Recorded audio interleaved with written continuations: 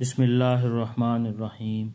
اللہ نے ان تمام کاموں کو روک دیا جو کام ہمیں نماز سے روکتے تھے۔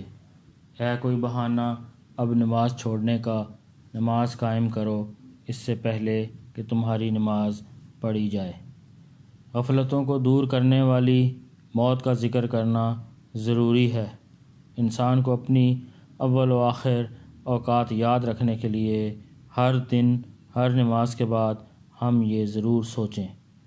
انسان گناہ کرنے کی وجہ سے جہنم میں نہیں جاتا، بلکہ گناہ پر مطمئن رہنے اور توبہ نہ کرنے کی وجہ سے جہنم میں جاتا ہے۔ ہم اس دنیا میں دکھوں سے دکھی نہیں ہیں، بلکہ ایک دوسرے کے سکون سے دکھی ہیں۔ زندگی میں بس دلوں کو جیتنے کا مقصد رکھنا، ورنہ دنیا جیت کر تو سکندر بھی خالی ہاتھ گیا تھا۔ اچھا سوچیں اور اچھا بولیں، کیونکہ بدگمانی اور بد زبانی دو ایسے عیب ہیں جو انسان کے ہر کمال کو زوال میں بدل دیتے ہیں۔ پہلے تولیے پھر بولیے۔ ابن آدم دغا بازیاں، اداکاریاں، رنگ بازیاں، دھوکے بازیاں اور خود غرضیاں کس سے سیکھتا ہے؟ شاید آس پاس کی قابل اعتماد دنیا سے۔ جذبات کی حرمت کا پاس رکھنا بھی صرف ظرف والوں کی خوش نصیبی ہے، کم ظرفوں کو یہ خوش نصیبی حاصل نہیں ہوتی۔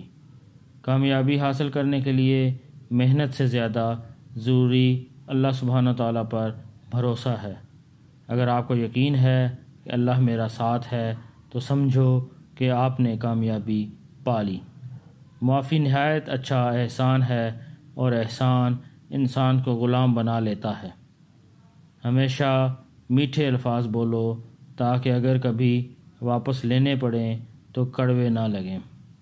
مظلوم کی بد دعا سے ڈرو، کیونکہ اس کی بد دعا شعلے کی طرح آسمان کی طرف جاتی ہے۔ کبھی کبھی درست انتخاب راستے کی طوالت کو کم کر دیتا ہے۔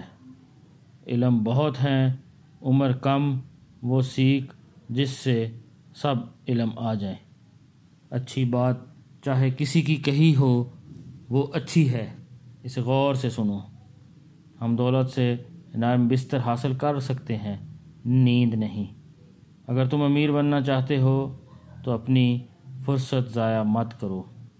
زندگی کا ایک مقصد بنا لیجئے، پھر اپنی ساری طاقت اس کے حصول پر لگا دیجئے، آپ یقیناً کامیاب ہوں گے۔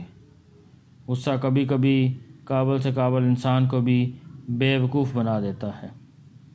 ہماری کھانے کا مقصد زندگی قائم رکھنا ہے، نہ کہ زندگی کا قرض صرف کھائے چلے جانا ہے۔